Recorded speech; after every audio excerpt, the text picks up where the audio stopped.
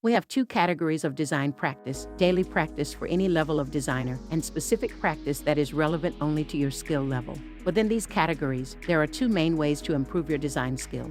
The first and most common way is simply by doing design work.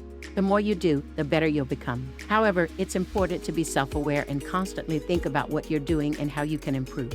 This can help you improve your software skills, shortcuts, and other technical aspects of design. But perhaps even more important is having constant feedback from other designers. There are two common ways to get this feedback. 1. Working in a design agency with more experienced designers or a creative director. 2. Hiring a mentor designer. If you're working in a product team or agency without more experienced designers, you can ask your management to hire a mentor for you. Having constant feedback from other designers is crucial for improving your skills. However, it's important to make sure the feedback is constructive and not toxic. It's best to seek feedback from professionals who have good communication skills and can provide constructive criticism.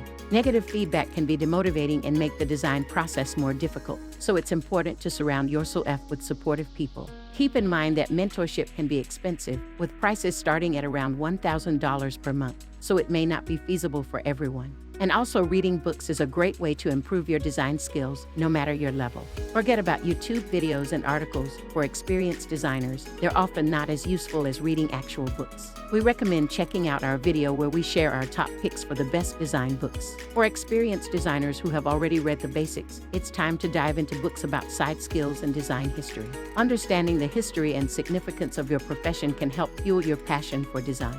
A book like New Typography by T.S. Cole, for example, can give you a deeper understanding of a major design revolution that occurred a century ago. For novice designers, we recommend starting with the basics. Check out our other video for our top picks in this category. When it comes to specific practice, you may have come across people on social media who argue that copying references is a bad idea and will kill your creativity. But the truth is, both sides are right. As a beginner designer, it's important to gather as much inspiration as possible and understand good design examples. And one of the best ways to do that is by copying and studying them. However, it's important to note that this should only be done as a form of practice and not for paid work or plagiarism. Instead of just copying, try to understand the meaning behind each element and rotate your sources of inspiration. For example, use Dribbble for visual trends, Allwords for animation and typography, and top agency work to understand real-world tasks. For novice designers, copying and studying references is a crucial step in improving their skill. For more advanced designers, another way to practice your skills is to set limits for yourself.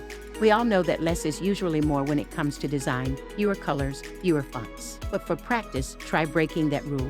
Challenge yourself to use more colors than you normally would, or try out more font faces than you're used to. It may be tough, but it'll force you to think outside of your typical workflow and make your designs more meaningful and intentional. Remember, automation is great, but to continue growing as a designer, it's important to avoid getting too comfortable and to keep your skills flexible. Thanks for watching. Don't forget to subscribe and give this video a thumbs up if you found it helpful. Keep practicing and let us know in the comments how you're setting limits for yourself to improve your design skills. See you next time.